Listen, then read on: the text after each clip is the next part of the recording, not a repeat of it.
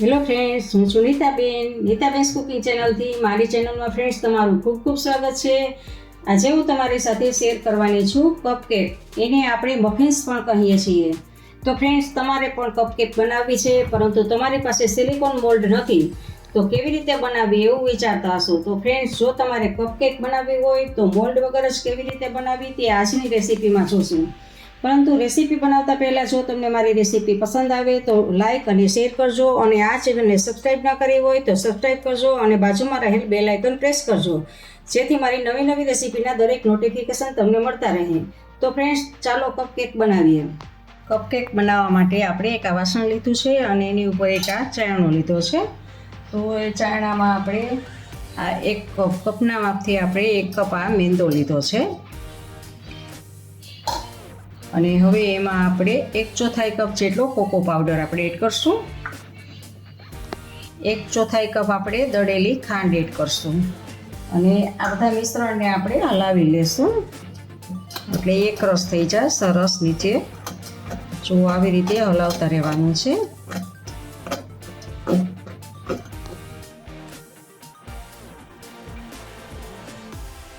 હવે આપણે એમાં 1 ચમચી બેકિંગ પાવડર એડ કરશું અને થોડોક ચપટી કેટલો બેકિંગ સોડા એડ કરશું.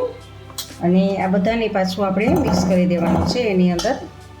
અને સારી રીતે આમાં ચાળીને જુઓ. હવે આપણે થોડુંક એમાં નિમક એડ કરશું, કારણ કે નિમક એડ કરવાથી સારું લાગે છે. થોડુંક જ એડ કરશું નિમકને. જુઓ, આ બધું આપણે ચાળી લીધું છે ને સારી રીતે બધું જ જો એકબીજા સાથે ભળી ગયું છે.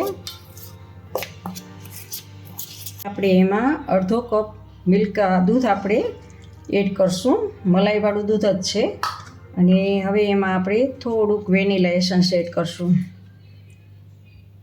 થોડાક ટીપા વેનીલા એસન્સના. આ બધું જ હવે આપણે મિક્સ કરી દેવાનું છે. જુઓ, આમને હળવે હળવે આવી રીતે જુઓ. જરૂર પડે તો દૂધ હજી નાખવાનું છે. જો આપણે આમાં જરૂર પડશે હજી આપણે, એટલે આપણે હજી દૂધ લઈ લઈએ. ને પાછું હું દૂધ લઉં છું. એમાં 1/4 કપ જેટલું પાછું હું દૂધ લઉં છું. આપણે થોડું થોડું એડ કરીને નાખશું.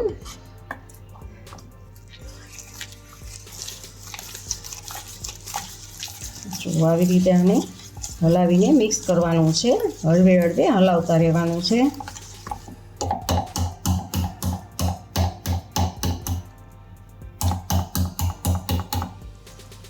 હજી આપણે થોડુંક દૂધ ઉમેરીએ. લગભગ આ બધું જ દૂધ ઉમેરવાનું છે.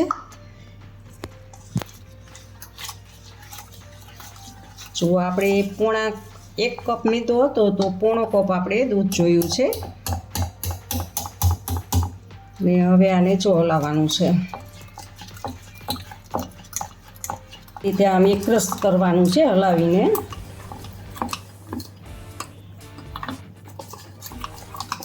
જુઓ, સરસ બધું જ આપણે મિશ્રણને એકરસ કરવાનું જ છે આમાં.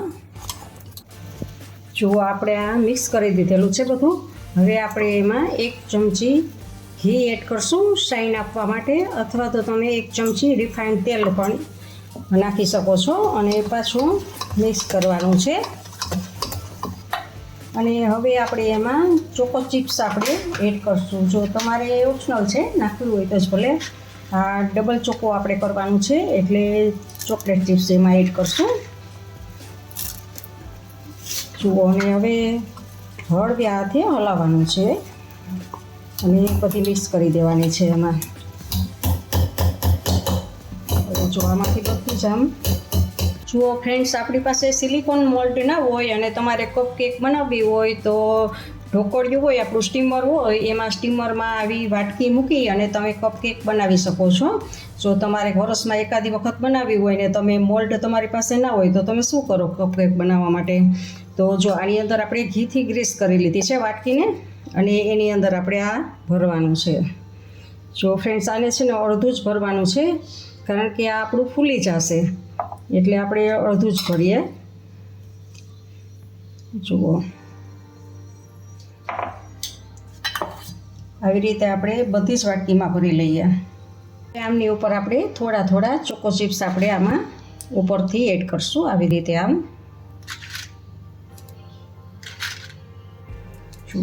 આવી રીતે આમ થોડા થોડા. તો ફ્રેન્ડ્સ, આપણે સ્ટીમરમાં પાણીને ઉકળવા મૂકી દીધેલું હતું અને એની ઉપર આપણે કાણાવાળું છીબું મૂકવાના છે. સ્ટીમરની ડીશ જ છે કાણાવાળી. અને હવે આપણે આ બધી જ વાટકીને આમાં આપણે ગોઠવી દઈએ.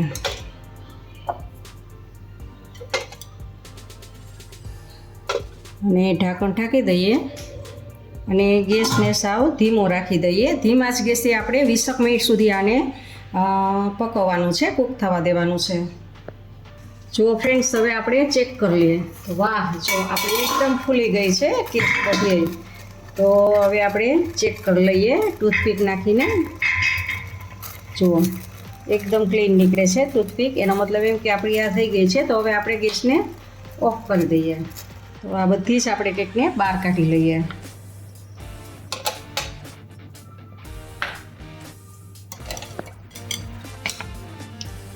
તો જુઓ, આ બધી જ આપણી કેક બહાર કાઢી લીધી છે અને હવે આપણે આને ઠંડી થવા દઈએ. જુઓ ફ્રેન્ડ્સ, હવે આપણી આ કપ કેક ઠરી ગઈ છે. તો હવે આપણે આને અનમોલ્ડ કરશું. જુઓ, ચપ્પુની મદદથી બધી બાજુ આવી રીતે આમ કરી લેશું અને નીચેથી હળવે હાથે ચપ્પુથી આમ કરશો ને ત્યાં જ આખું ઉખડી જશે અને આપણી કપ કેક બહાર આવી જશે. જુઓ, આવી રીતે આમ.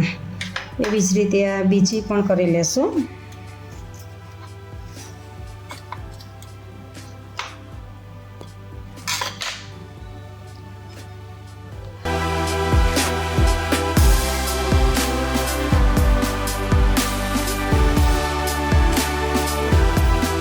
ફ્રેન્ડ્સ, તમને આ રેસીપી કેવી લાગી તે કમેન્ટ બોક્સમાં કમેન્ટ કરીને મને જરૂરથી જણાવજો.